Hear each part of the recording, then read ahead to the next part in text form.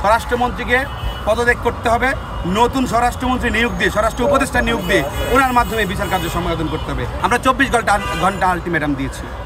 আজকে আপনারা জানেন গতকালকে রাত্রে যে ঘটনা ঘটেছে সেই সময় পর্যন্ত আমরা অপেক্ষা করব। তার পরবর্তী মধ্যে আমাদের বিক্ষোভ মিছিল রয়েছে।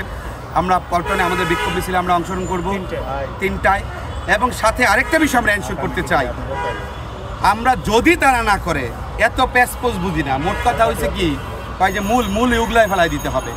এত আমরা ওই ডালপালায় দৌড়াদৌড়ি ছুটাছুটি করতে পারবো না। সরাসরি এই জায়গায় স্বরাষ্ট্রমন্ত্রীকে পদত্যাগ করতে হবে, নতুন স্বরাষ্ট্রমন্ত্রী নিয়োগ দিয়ে, স্বরাষ্ট্র উপদেষ্টা নিয়োগ দিয়ে ওনার মাধ্যমে বিচার কার্য সমাধান করতে হবে, আইডেন্টিফাই করতে হবে, গ্রেফতার করতে হবে। ব্যর্থতার জন্য আমরা এনে বসাই নাই। এই যে আওয়ামী লীগের কোনো শক্তি আছে এখন, প্রশাসনিক শক্তি আছে নাই।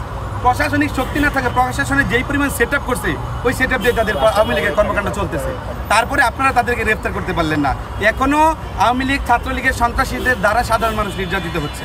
তো এটা কিসের গণঅভ্যুত্থান করলাম, কিসের জুলাই আগস্ট অভ্যুত্থান করলাম, কিসের 1400 মানুষকে হত্যা করা হলো, কিসের 30,000 আহত পঙ্গুত্ব মানুষ বরণ করলো, কার জন্য?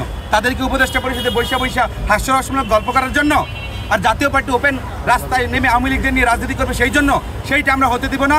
আমরা লড়াই করতে জানি। বিপিনুল হকের 29 বার আজকে হামলা হয়েছে, 29তম হামলা এটা। সুতরাং আমরা তো প্রত্যেকটা নেতৃবৃন্দ আছে, শতাধিক নেতৃবৃন্দ হামলা শিকার হয়েছে।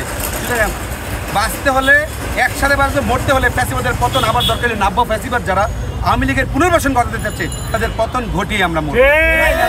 আর এখানে অন্য কোনো কথা নাই। আর আমি একটা বিষয় আমি আপনাদের মাধ্যমে জানাতে চাই, আজকে বিভিন্ন রকমের শঙ্কাযুক্ত অবস্থায়, শঙ্কামুক্ত নয়। যদি আপনারা এখানে ট্রিটমেন্ট না করতে পারেন, বিএনপির তো এই স্বাস্থ্য বিষয় সম্পাদক এসেছিলেন, তার অবস্থা খুবই ক্রিটিক্যাল।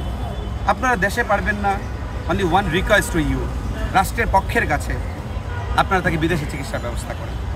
যদি বাংলাদেশে না হয়, আমাদের লোক তো বাঁচতে হবে, আমাদের মানুষ তো বাঁচতে হবে। মানুষ বাঁচাতে হলে তার উন্নত চিকিৎসার ব্যবস্থা করেন, যাতে আবার দেশে এসে জনগণের জন্য, গণতন্ত্রের জন্য, গণতান্ত্রিক মানুষের জন্য তার ভয়েসটাকে রেজ করতে পারে।